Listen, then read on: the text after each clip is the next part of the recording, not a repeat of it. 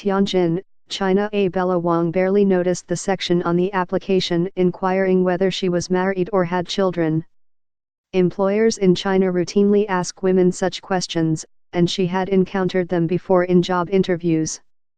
It was a surprise, though, after she accepted a position as a manager at the company, a big language training business in the northern city of Tianjin, when she was told the job came with a condition. As a married woman without children, she would have to sign a special agreement promising not to get pregnant for 2 years. If she broke that promise, the company said, she could be fired, without compensation. Ms. Wang, 32, fluent in English with a degree in international trade, was outraged but she signed. Such agreements are illegal but increasingly common in China, where discrimination against women is on the rise. From the womb to the workplace, from the political arena to the home, women in China are losing ground at every turn. Driving this regression in women's status is a looming aging crisis, and the relaxing of the draconian one-child-a-birth restrictions that contributed to the graying population. The party now wants to try to stimulate a baby boom. But instead of making it easier for women to both work and have children, China's leader, Xi Jinping, has led a resurgence in traditional gender roles that has increasingly pushed women back into the home. When the state policymakers needed women's hands, they sent them to do labor, said Wang Jin, professor of women's studies and history at the University of Michigan. Now they want to push women into marriage and have a bunch of babies. In a stark turnaround from the early decades of communist rule, officials now look the other way when employers, reluctant to cover costs related to maternity leave, openly pick men over women for hiring and promotions. At home, women are increasingly disadvantaged in divorce and losing out on gains in the country's property boom. As a result, Chinese women are being squeezed out of the workplace by employers who penalize them if they have children, and by party officials urging them to focus on domestic life. At the same time, those who have managed to keep working are increasingly earning less relative to men. Mao famously told women they held up half the sky and outlawed arranged marriage and the practice of taking concubines. Despite political turmoil and persistent bias, Chinese women entered the workforce in record numbers, began to enjoy greater rights and were celebrated for their economic contributions. 30 years ago, when the country first began implementing market reforms, Chinese women earned just under 80% of what men made. By 2010, according to the latest official data, the average income of women in Chinese cities had fallen to 67% that of men, and in the countryside 56%. In a break with the Marxist ambition of liberating women from patriarchal oppression, President Xi has called on women to embrace their unique role in the family and shoulder the responsibilities of taking care of the old and young, as well as educating children. No communist leader before Xi has dared to openly say that women should shoulder the domestic burden, Professor Wang said. Eager to preserve the stability of the family unit, the party has also done little to help women following a recent court ruling that weakened their claim to property in divorce proceedings. And with divorce numbers on the rise, millions of Chinese women have been cut out of the national's real estate boom, experts say. To be sure, with China's rapid economic transformation, women are living longer, earning more money and graduating from university in greater numbers than ever before. But the country's gains have disproportionately benefited men. Gender is now one of the most important factors behind income inequality in China, perhaps more so than even the long-standing divide separating Chinese cities and the countryside, according to a recent study. Over the past decade, China's ranking in the World Economic Forum's Global Gender Gap Index has declined significantly from 57th out of 139 countries in 2008 to 103rd in 2018. China once enjoyed one of the highest rates of female labor force participation in the world, with nearly 3 in 4 women working as recently as 1990. Now the figure is down to 61%, according to the International Labour Organization. When it came to promoting women's rights, China used to be in the lead, said Fan Yuan, a feminist scholar in Beijing. But now we are falling behind. Since signing the special agreement 2 years ago, Ms. Wang has been terrified of getting pregnant, and for good reason. In her first months on the job, a pregnant co-worker was fired. Ms. Wang wanted to have a baby, too, she recalled, but signed the contract because she was excited about the job. Reporting her employer to the authorities also seemed unlikely to do much good. I am still a Chinese woman, she said recently in a coffee shop in Tianjin. Even though we have some complaints, we cannot risk bringing them up. Because either way, we will lose.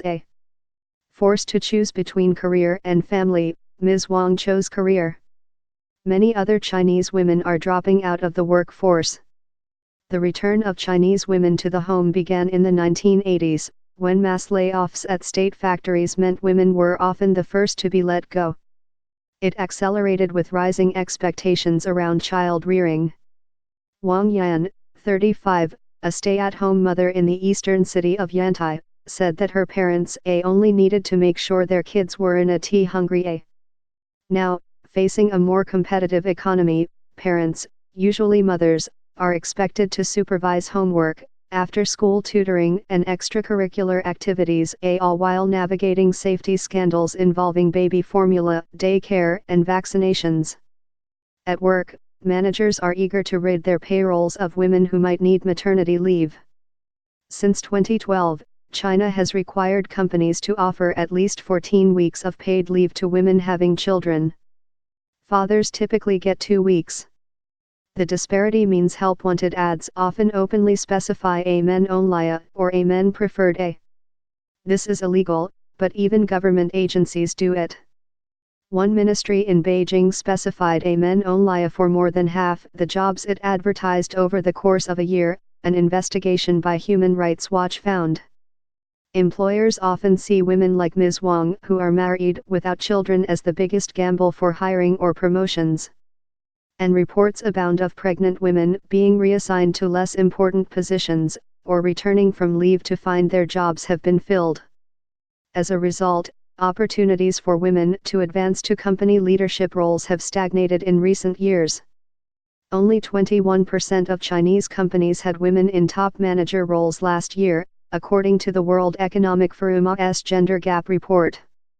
The problem has become more apparent since 2015, when party leaders, worried about the impact of slowing population growth on the economy, ended the one-child policy and began allowing all couples to have 2 children. In an official survey in 2017, about 54% of women said they had been asked about their marriage and childbearing status in job interviews. Beijing issued a directive in February urging stronger enforcement of laws against gender discrimination. But it has not been a priority, and the party-controlled courts have not sided with women on other issues. When Sharon Shao approached several divorce lawyers in the spring of 2013, they all had the same advice: "Don't bother taking your husband to court. You have no hope of getting the apartment." It did not matter that she had been the primary breadwinner for most of their marriage and had made all the mortgage payments. It did not matter that he hit her. It did not matter that he had cheated on her. None of it mattered because her husband's parents had put up the down payment and because her name was not on the property title. Under a ruling issued by China's highest court in 2011, the lawyers said, that meant the apartment was his. For Ms. Shao, 36, who had no other home because her parents died when she was young, it was devastating. After the divorce, I wandered around with no sense of belonging, she said. I was just floating. Growing numbers of women in China have been through a similar experience. In a country where real estate accounts for over 70% of personal wealth, the High Court's ruling has been a significant setback for women. Chinese law had previously recognized a familia's home as joint property in divorce proceedings. But the 2011 ruling held that real estate purchased before marriage, either outright or on mortgage, should revert to the buyer in a divorce, and that is usually the husband. Driven by the popular belief that a woman will only marry a man if he owns a home, families often save for years to help their sons buy an apartment.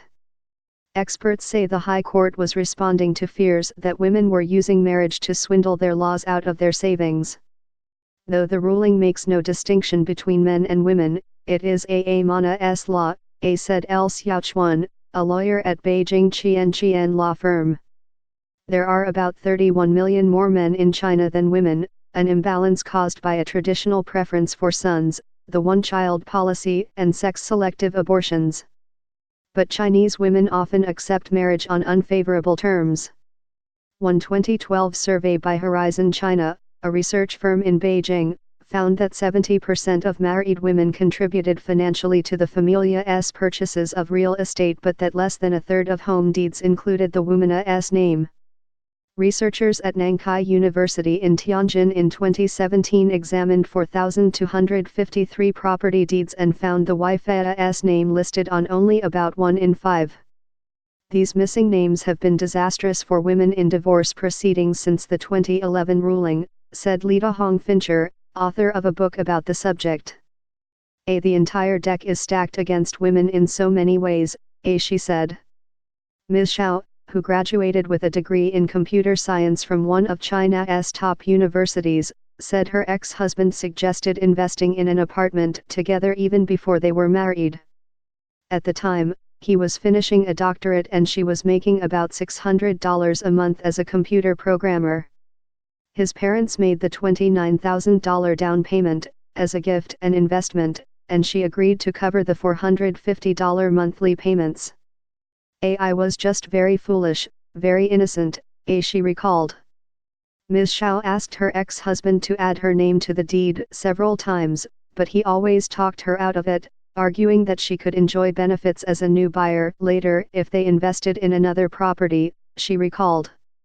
Years later, after they married and moved to Shanghai, Ms. Xiao discovered he was having an affair.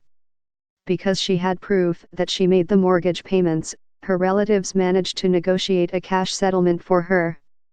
Most women in China, though, have fewer options, and many end up with nothing in a divorce. Others choose to remain in even abusive marriages. Taking cues from Me Too activism overseas and China's own history of feminism, some Chinese women have staged street protests and campaigns on social media for greater rights.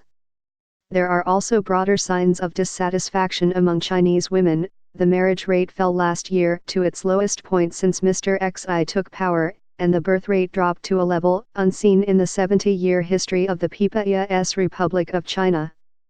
The divorce rate is climbing, too, with women initiating most cases. In Beijing, the authorities reported one divorce for every 2 marriages in 2017. They are not having kids and getting married, said L. Pin, a prominent Chinese feminist activist. Thought as their way of pushing back